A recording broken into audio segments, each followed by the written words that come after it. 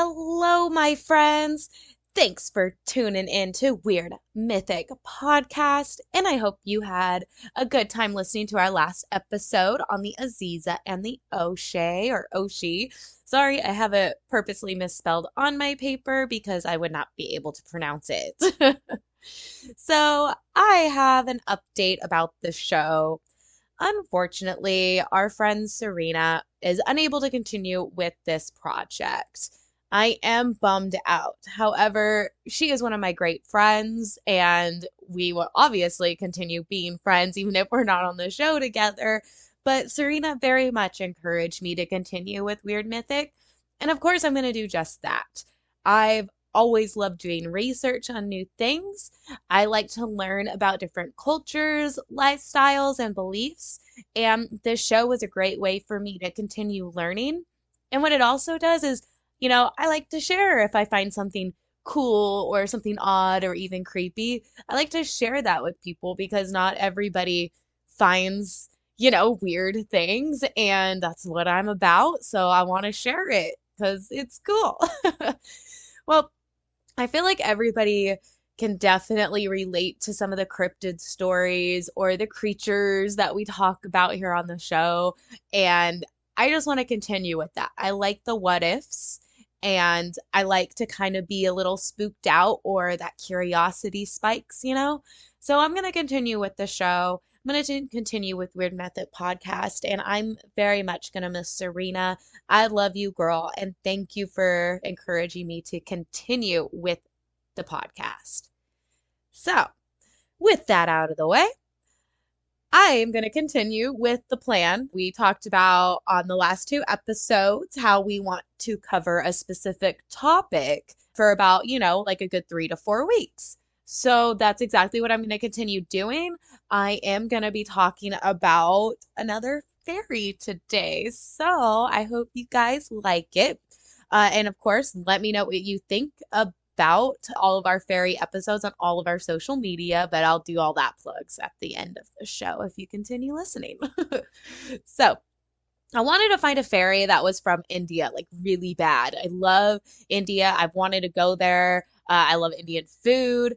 I've talked to a lot of Indian people and I don't know. I've always wanted to go and I love like Hinduism and Buddhism. So very much wanted to look at India and see what they had when it came to fairies. And I came across a goddess and I didn't write down the name, unfortunately, but there are so many different gods and goddesses. So this goddess, what was mentioned is she had multiple forest girlfriends constantly around her, and the goddess wanted them there also. So they specifically said multiple forest girlfriends in this little like goddess thing that I found. And the only thing I could think of was a forest nymph. So, of course, I kept on Googling and I came across a word, and that word is Manjaris, and that's Manjaris, Manjaris, maybe. They are a collection of consorts for the god Radha, and they usually refer to like flower buds, which are also known as gopis, Gopis, and those are also consorts of the god Krishna. After doing my Googling on the goddess with the forest girlfriends and the Manjaris, I was like, all right, we got some like flower groupies and some forest nymphs. So I'm getting closer to the Fae. And then I finally found another word and I came up on a mythological type fairy in Hinduism. They are called the Apsaras. Now, the Apsaras, they are consorts of heavenly musicians, and they're always depicted as a nymph in Hindu mythology. Their name translates to moving in water. Hindu water nymphs, who are only for musicians. Come on. I had to keep looking. I mean, it's awesome. I've never heard of the Apsaras, and it just made my imagination just explode. So, something about the Apsaras is they are known to dance. They live in valleys, and they are always near water or streams, lakes or rivers. They're also in mountains, but it's always near some sort of water. I didn't hear of any Apsaras being near oceans. It was mainly near streams and rivers. They also like to make lutes from fig trees. The only physical description that I could really find on the Apsaras was that they have very long, beautiful hair, and they have it always in 5 braids. They are depicted with jewels and silks and just known to be very beautiful. So not only are these long-haired water nymphs very beautiful and have jewels and silks, but they also like to play dice. So they're a little bit of a gambler. But what they'll do is they will grant a person, honestly, I think 100% of the time it's a man, but I'm going to say person. So they will grant luck to a person so that that person will continue gambling and playing dice. And of course, that luck will run out. And when that luck does run out, that person goes a little bit crazy, if not totally crazy. So what that made me think of, especially in like Hindu mythology, is of course they're in all mythology. There's a story so that people can correct a certain behavior that's not good. And that's what this made me think of. These beautiful water nymphs are going to give you good luck to continue kicking ass at dice, and then you go crazy. Sounds like a gambling addiction to me. So that was my little takeaway from it. However, let's get back into the Apsaras. They love men, specifically human men, not other Apsaras men, not other godlike men or mythological cryptid type men, human men. And they are not permitted to fall in love with a human because they are consorts of another god. You can't fall in love with a human man when you're like supposed to be a consort and you do love this other god. But shit happens. And of course, there were some stories of some Apsaras that would fall in love with a human man. And what that reminded me of was, of course, Greek gods and how they were infatuated with human women. Like it happens. Like it just, they're not always all those, little gods, all the demigods are still going to go for those human women. So same thing with the Apsaras. They're like, that dude's hot. They're going to go for him. So again, not only are these beautiful long-haired water nymphs like to gamble, but they can also transform themselves. What do you think they could transform themselves into? Could be anything, right? The only thing I got was an aquatic bird. Couldn't find anywhere on what type of aquatic bird. So I really hope it's not like a seagull, because whenever I think of aquatic bird, that's what I go to, is a freaking seagull. So I wish there was a little more details on what type of aquatic birds they would, definitely turn into, but nothing specific. So I do have some stories of the Apsaras.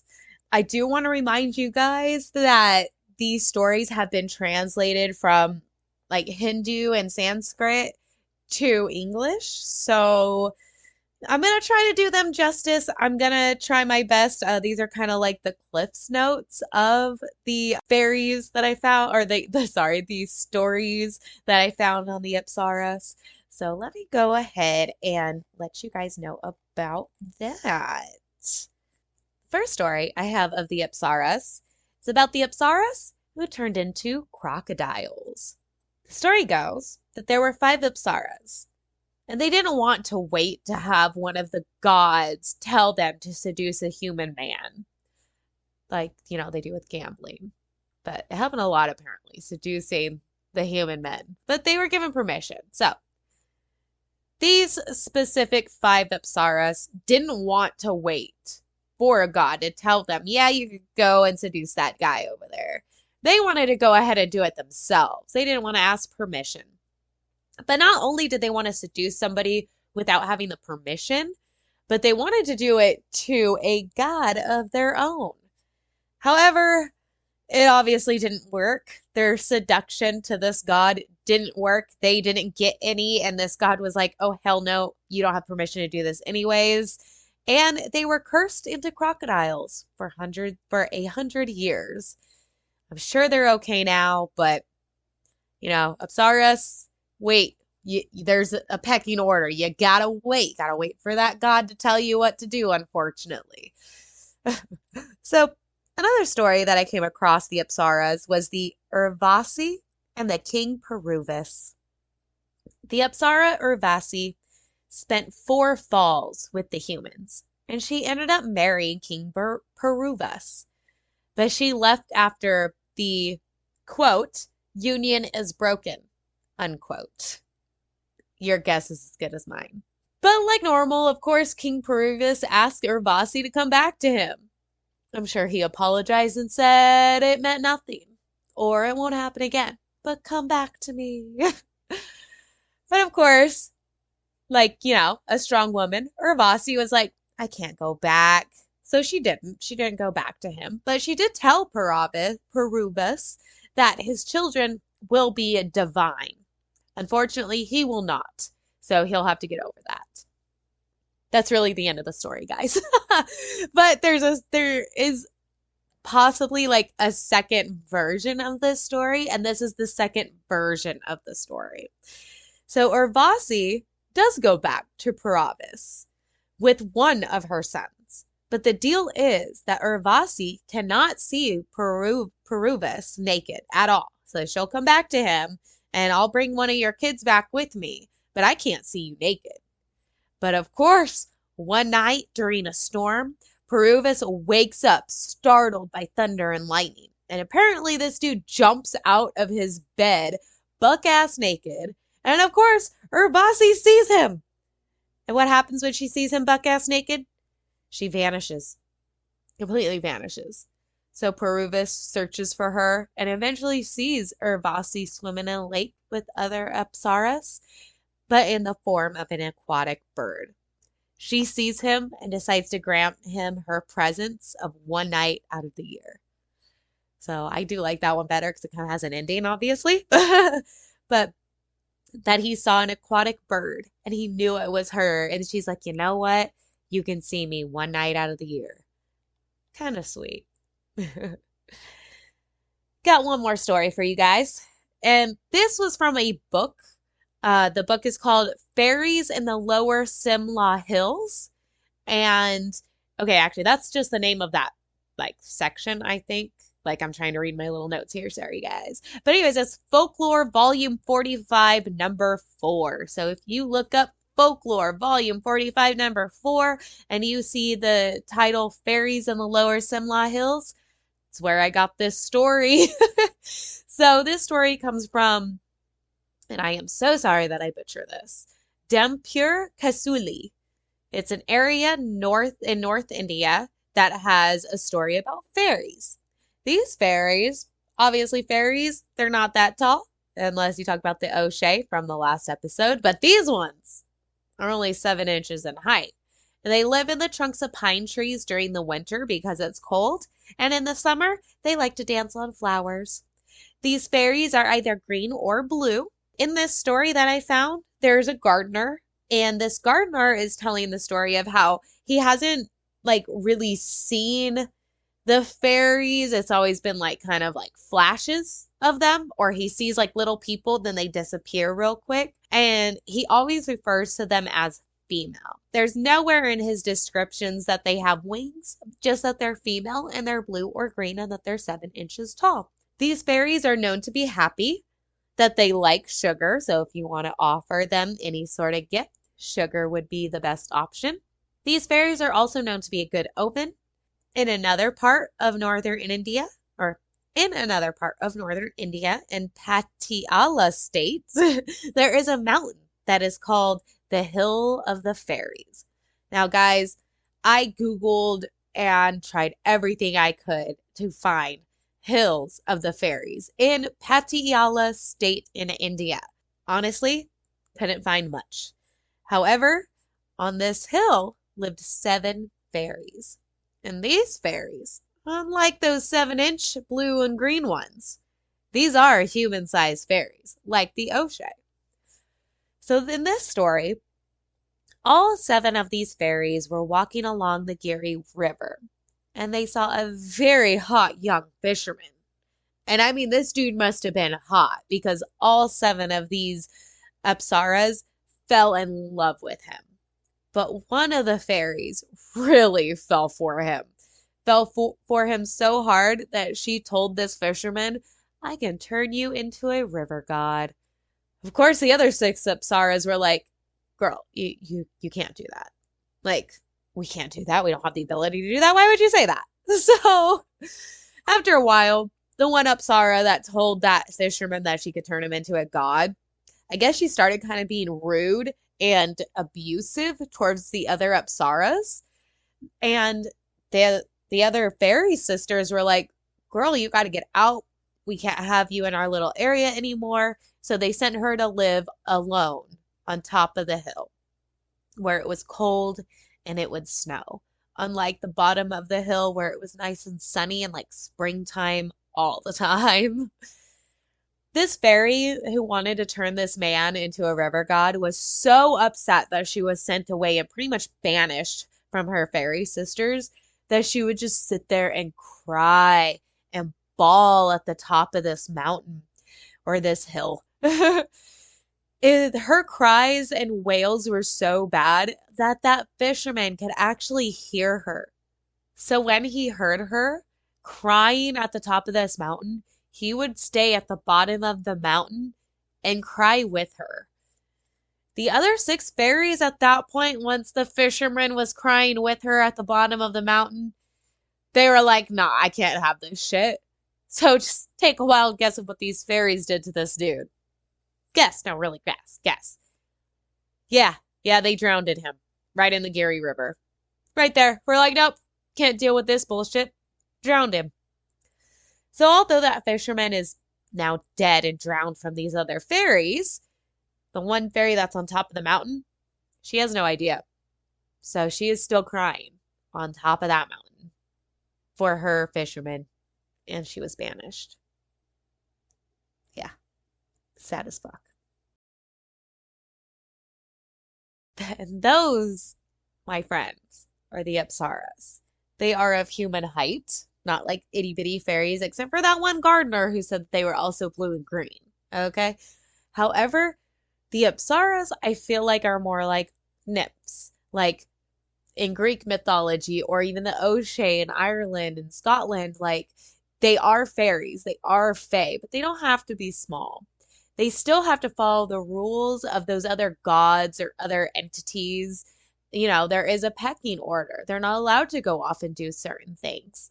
So when they do, they get punished. Like they're only supposed to be consorts of heavenly musicians. And with that last story of them falling in love with a fisherman and then the one promising something that she couldn't do, of course she was punished for that. And then he ended up dying for it. So the Fae world is very interesting. There's lots of different rules. There's lots of, you know, not only just rules, that's the only word I can think of, obviously, but there's things that they have to follow. There's certain expectations of them, of what they're supposed to do and what they're not supposed to do. And when they're doing something they're not supposed to do, they get punished. But otherwise, they're really celebrated. They're always shown as being beautiful, and a lot of fairies want to help people. And what I do like about the Apsaras specifically are the fact that they are near water and the part about the musicians. I just think it's very specific. I like it. I can understand why they don't want to always follow the god's orders, but you know, it's interesting. I've never heard of the Apsaras until recently, so somebody please enlighten me. Give me some feedback at weirdmythicpodcast.com. Please follow me on Instagram. Yo, I am almost at 1,000 followers. I think I need like 4 or 5 more people to follow me, and I'm at 1K on Instagram, which is Weird Mythic Podcast. Go to Weird Mythic on Twitter. I do need Serena's help. I will be reaching out to her. I'm never on there, so I do apologize about any silence on Twitter. I'm very much more active on Instagram, but I will definitely start to get on Twitter a lot more. Something I'm also very excited about for the show, guys, is I have been very up to date on our YouTube. So you can get all of our episodes on YouTube. I don't really have a lot of content per se, like in the videos. It's just our logo and the audio. I've been toying with the idea of putting up more content on there, like an actual video or some slides and some pictures for everybody. I've been watching a lot of Mint Fairy lately. Talked about her on the last episode. I really like the way she does her videos. So might be looking into that more. So again, thank you guys for tuning in. I'll get better at this on my own. And I hope you keep listening to Weird Mythic Podcast. Again, tell your friends. Go to all of our social medias, comment, like, download, whatever you got to do to make that algorithm the awesomest. And I hope everybody has a good day, good weekend, all that good stuff. Thank you.